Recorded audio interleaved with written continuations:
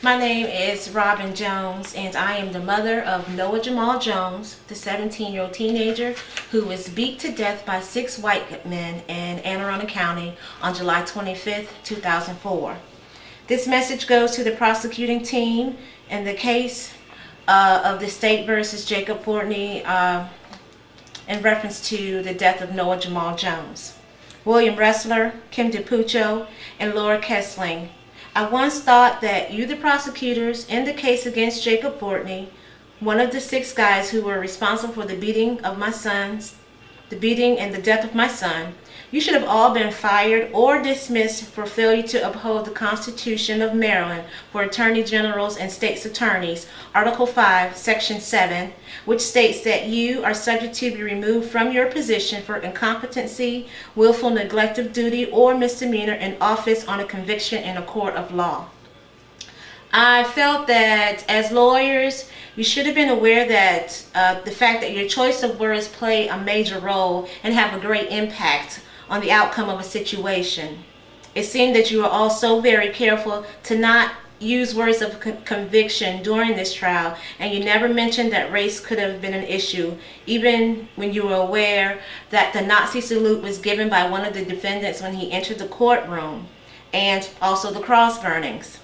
Instead, you chose to use words that supported the defending team. You chose words that assisted in the covering of the crimes and these skinheads, and hid the fact that my son's beating death was in fact the result of hatred and the drunken rage of members of a white supremacist group. Neither of them was ever made to pay for their crimes in any way. Because of the pre-trial publicity, this trial should have been moved to another location. Instead, you turned the publicity around.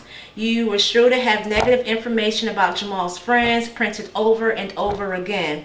You were sure to protect the Steinbeck family for condoning underage drinking on their property, and you protected the real invaders that night who were responsible for Jamahl's death.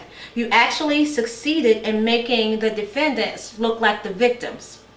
You worked with the police department and the defending lawyers to protect all those who were truly guilty that night, and you worked with them to destroy Jamahl's reputation and to throw Marion Shepard to the wolves. Even though it's my opinion that lawyers are trained on how to manipulate people, because I felt that you did manipulate me and my family and the community when you hid and ignored evidence that clearly proved that this case should have been pursued on the grounds of racial hatred. And even though your demeanor in this case portrayed your allegiance to an unjust system, and your first priority was to work with the defending lawyers and the judge, not my family, I have to forgive you.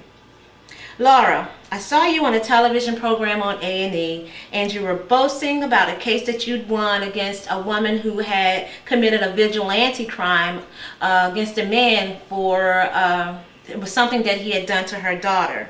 You sat there on TV and you said, "We do not condone vigilante crimes." That statement gives me grounds to call you a liar, but I won't. Even though you clearly condoned what you yourself called a vigilante crimes of George Florentino when he destroyed my son's memorial site. That was a blatant act of desolation. Not only did he vandalize it, completely destroying it, but he burned 3 crosses.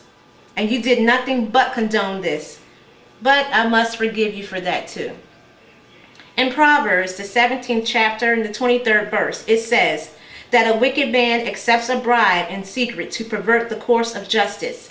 God sees all injustice, and the Holy Bible is full of scriptures stating what's to come for evil, dishonest judges and lawyers who violate the law.